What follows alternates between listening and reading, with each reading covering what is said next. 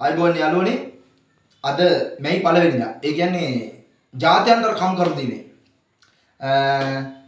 මං හිතන්නේ ගොඩක් අය නම් මේ කම්කරු දිනේට ඔය මේ සාම්ප්‍රදායිකව කරන ජන රැලි වලට නම් ගිහිල්ලා ඇති වම දකුණ ભેදයක් නැතුව.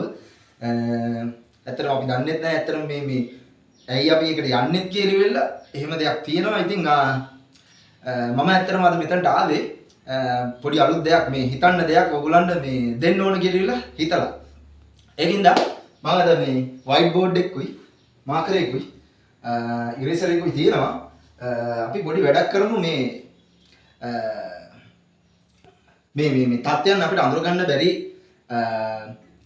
හේතුව මේ ලංකාවේ තියෙන යථාර්ථය තේරුම් ගන්න බැරි හේතු මොනවද කියලා ටිකෙන් ටික බලමු. අද මේ පොඩි ආරම්භයක් ගන්නම්. ඉතින් ඉස්සරහට තව වීඩියෝ වලින් හම්බෙන්න පුළුවන් අපිට. මුලින්ම අද ආරම්භයක් විදිහට මම ගන්නම් මෙන්න මේක.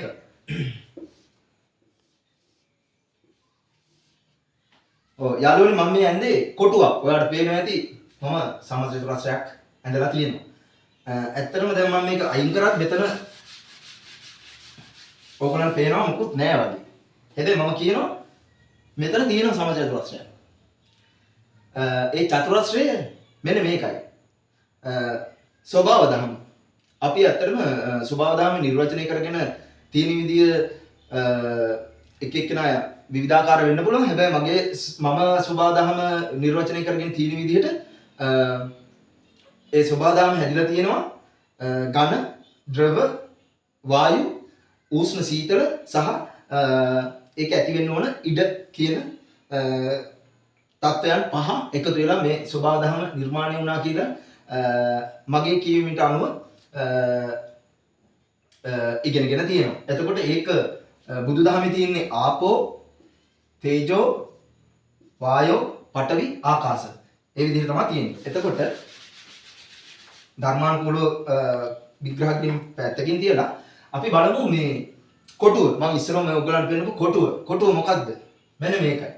අපිට මේ දේවල් ඇත්තටම මේ ලංකාව ඇතුලේ දේවල් තේරුම් ගන්න බැරි අපේ මනුස්සකම ඒ කියන්නේ මනුෂ්‍යත්වය කියන එක මේ අපෙන් ගිහිල්ලා තියෙනවා. ඇයි ඒ කියලා වෙලා හේතු ටිකක් කියන්නයි මමත් මේ ඇවිල්ලා ඉන්නේ.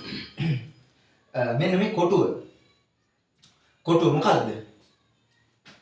මේ කොටුවේ එක මුලක් තමයි එක කොනක් තමයි මෙත්තා. අනිත් එක තමයි කරුණා.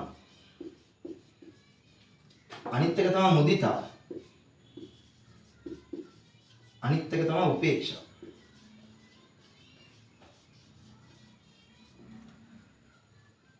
එතකොට යාළුවනේ බැලුවටම හතරක් තියෙනවා. අපිට වචන හතරක් තියෙනවා. ඒ වගේම මේ අපිට දැන් කොටුවකුත් අඳ ගන්න පුළුවන් මෙන්න මේ ආකාරයෙන්. එතකොට මේ කියන්නේ මොකද්ද?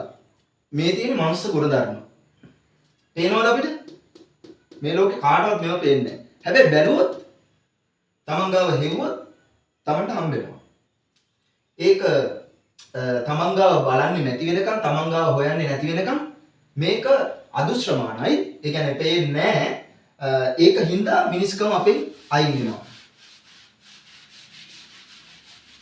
ඔන්න මම කොටුව ඇඳා. එතකොට මිනිස්සෙක් විදිහට මනුස්ස ගුණධර්ම මෙන්න මෙහෙම ප්‍රගුණ කරනකොට තමන් තුළ මනුස්ස ගුණධර්ම ප්‍රගුණ කරනකොට තමන්ට මේ ලෝකය ගැන අවබෝධයක් එනවා.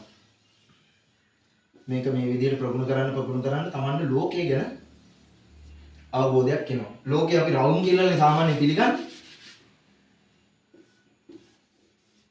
ඕන්න. ලෝකය කියන්නේ සාමාන්‍ය මොකක්ද? ලෝකය කියන එක ඇතිවීම නැතිවීම කරණ කොටගෙන. ඒ කියන්නේ ඒක පදනම් කරගෙන තමයි මේ ලෝකය ඇති වෙලා තියෙන්නේ. ඇති වෙනවා සහ නැතිවීම.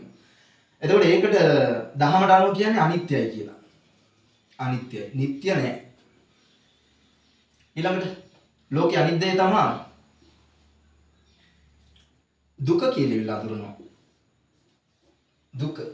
දුක කියන්නේ මේ තුල මේ ආයමත් අපි මේකට මුහුණ දීම. ඒකයි දුක කියන්නේ. එතකොට අනාත්මයි කියලා කියනවා. අපි අහලා තියෙන දේවල් තමයි මේවා. හැබැයි ටිකක් මේ විස්තරාත්මකව මේ ගැන පැහැදිලි කිරීමක් කරන්න ඕන කියලා තමයි හිතුවේ. හැබැයි පොඩිවට ලොකු වීඩියෝ කට් මිනිස්සු බලන්නේ නැති හින්දා මේක පොඩි පැහැදිලි කිරීමකින් අද නවත්තන්න. එතකොට මේක අනාත්මයි. ආත්මයක් නැහැ කියලා කියනවා. මේක තමයි ඇත්තම මේ ලෝකයේ කියලා වෙලා අපි අඳුරගෙන තියෙන්නේ. ඊළඟට ඔන්න මම ඔයගොල්ලන්ට සලකුණු දෙකක් පෙන්නලා දෙනවා. එකක් කොටුව අනිත් එක රවුම. ඊළඟ එක තමයි දර්ශනය.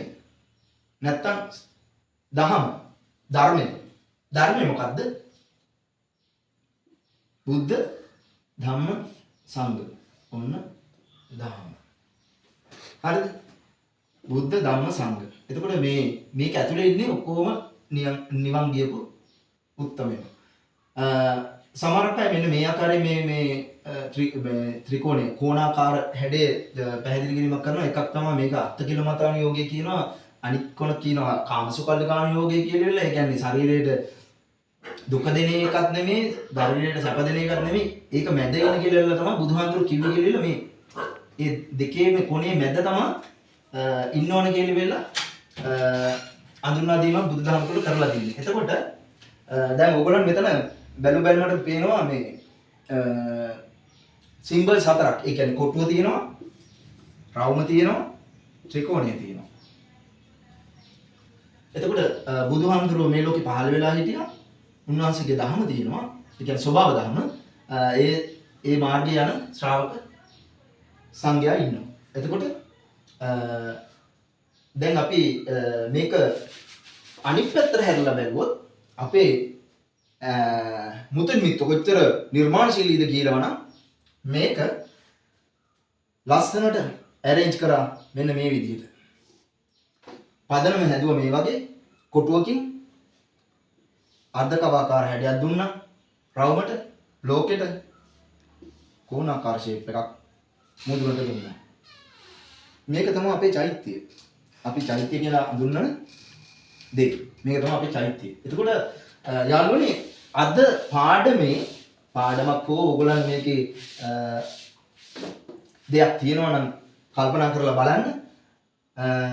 දේවල් ටිකක් තමයි මම කිව්වේ දන්නව වෙන්නත් පුළුවන් නොදන්නව වෙන්නත් පුළුවන්. හැබැයි මේ දැනගැනීමේ පහසු පිණිස මගේ දන්න ධර්මයෙන් මම මේ දේවල් කියලා දෙන්න තමයි මේ උත්සාහ කරන්නේ. එතකොට බුදුදහමේ පදනම මම කිව්වා මෙත්තා කරුණා මුදිතා උපේක්ඛා කොටුව. හැබැයි මේක ලංකාවේ අද යථාර්ථයක් නෙමෙයි. ඇයි ලංකාවේ මේක යථාර්ථයක් නෙමෙයි වෙන්න හේතුව තමයි අපේ මේ බෝකල හතරකින් තමයි මෙත්තා කරුණා මුදිතා උපේක්ඛා පෙන්නන්නේ. එතකොට මේක ප්‍රගුණ කරන එක්කෙනා මනුෂ්‍ය ගුණ ධර්ම ප්‍රගුණ කරනවා කරන එක අනිවාර්ය. හැබැයි ලංකාවේ ඒකට ඉඩක් නැහැ. මෙන්න මෙතන ඉන්නවා කඩුවක් අතින් ගත්ත මුර්ගෙක්. සිංහයි කියලා තමයි කියන්නේ. මට හරියට ඒක අඳින්න අමාරුයි. අපි බලමු මෙහෙම නිකන් ඇඳලා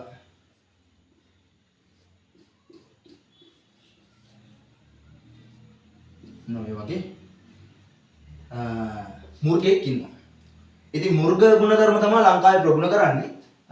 බුදුහාඳුරන්ගේ දහමට තැනක් නැත. මේකට එකතු වෙන්න විදියක් නැහැ. මේ මෙත්තා කරුණා මුදිතා උපේක්ඛා කියන ධර්ම හතරට එකතු වෙන්න විදියක් නැහැ. මැද ඉන්නේ මුර්ගයා. මුර්ග ගුණධර්ම තමයි ලංකාවේ මිනිස්සුන්ට පුරුදු කරලා තියෙන්නේ. ඒක හිතාමතාම කරනවා කියලා හරි පැහැදිලි මේ ලංකා කොඩිය එක පෙන්වන හින්දා. එතකොට මේ මුර්ගයා බලාගෙන ඉන්නේ තවත් ජාතීන් දෙකක් දිහා කඩුව මෝඩගෙන. ඔන්න ඒක ඉස්සරහින් ඇඳලා තියෙනවා එහෙනම්. බලාගෙන ඉන්නේ කොහෙද කියලා. එතකොට මේකට ලංකා කොඩිය කියලා කියනවා. හැබැයි අපි මේ වෙනකන් තේරුම් ගත්තේ නැති දේ මොකක්ද? බුදුහාඳුරුවන්ගේ බෙල්ල කපලා තියෙන්නේ ලංකාවේ. බුදුදහම නැහැ. වෙන දහමක් තමයි තියෙන්නේ.